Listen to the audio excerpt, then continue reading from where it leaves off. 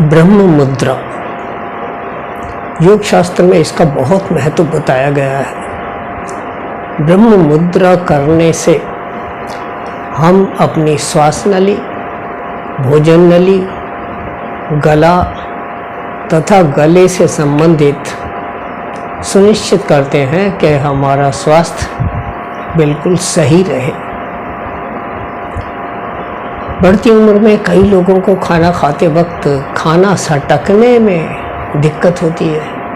Even कई लोगों को तो पानी सटकने में भी परेशानी का सामना करना पड़ता है।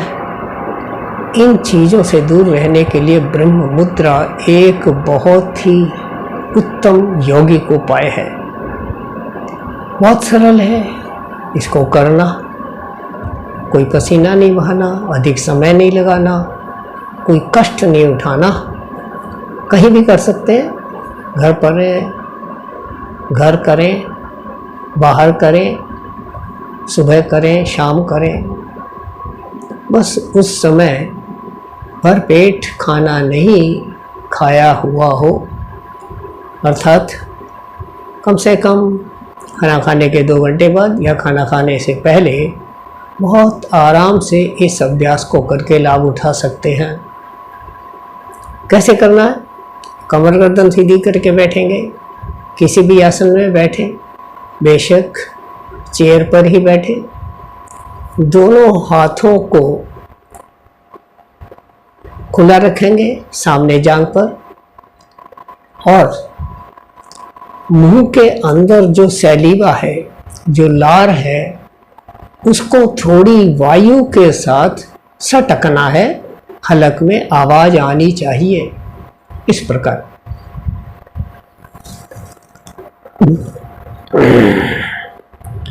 और जब हम इस लार को सटकते समय दांत भिंच जाए, मुट्ठियां भिंच जाए, मूल बंध लग जाए, अर्थात नाभि से नीचे के हिस्से को ऊपर खींच दें, अश्वनी क्रिया की तरह। कम से कम 3 बार करेंगे। पुनः करते हैं।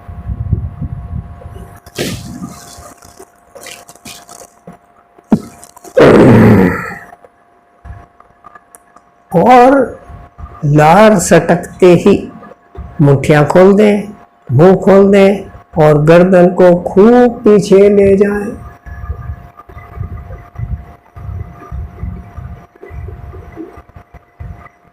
आंखें खोल कर रखें। अंतिम बार फिर करेंगे। फिर गर्दन पीछे।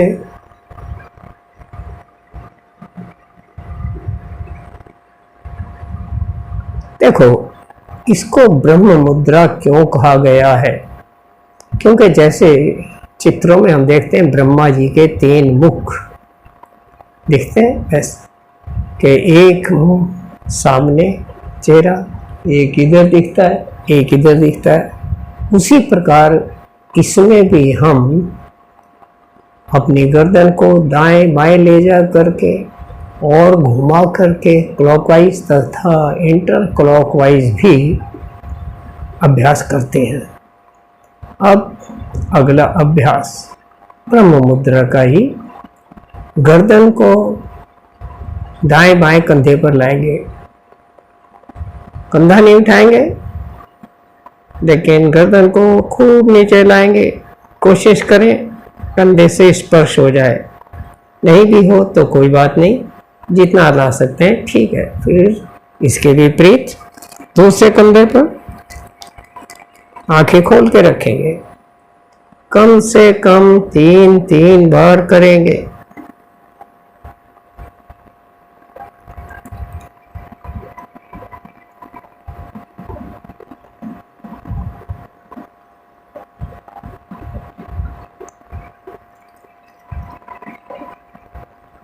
फिर गर्दन को सीधा करके कम से कम 3 तृप्ति प्राणायाम करेंगे, अर्थात बिना रोके गहरा सांस लेंगे और छोड़ेंगे। और गर्दन को घुमाएंगे किसी एक साइड, आंखें खुली रखेंगे, गर्दन को बिल्कुल ढीला रखेंगे और चारों तरफ देखते हुए कम से कम 3 बार इस प्रकार गर्दन को घुमाएंगे।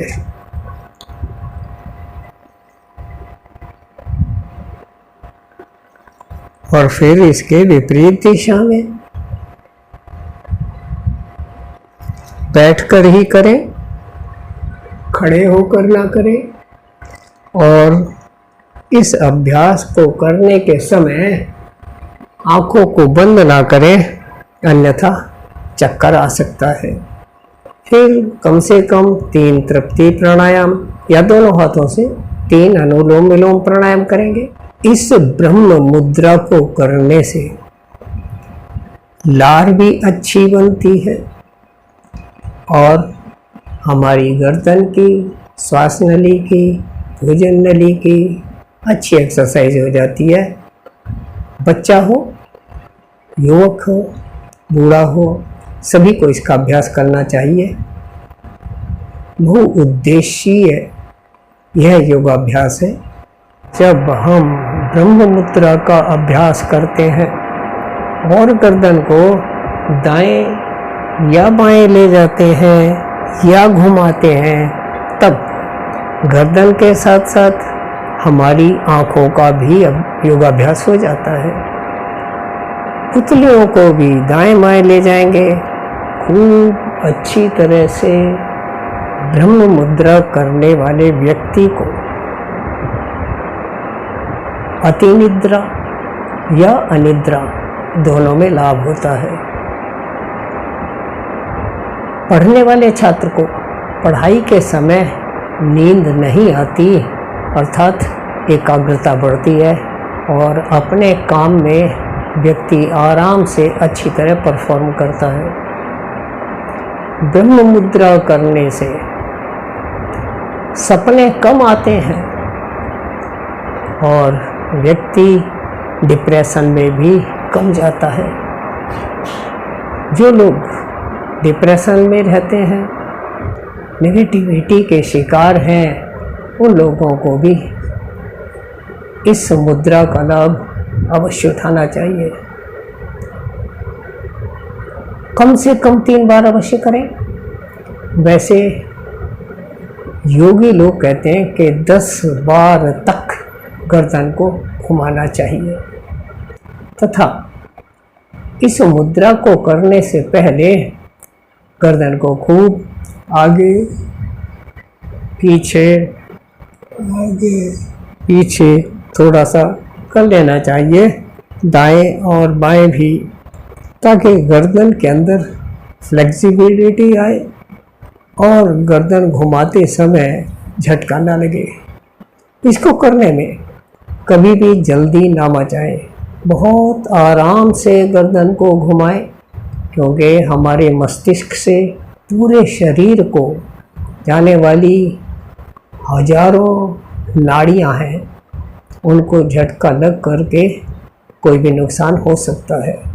इसलिए बहुत आराम से आंखें खोलकर ध्यान के साथ गर्दन को घुमाना चाहिए। इसके करने से कंधे सीधे रहते हैं तथा व्यक्ति का व्यक्तित्व निखरता है। इसलिए इसका लाभ अवश्य उठाएं। धन्यवाद।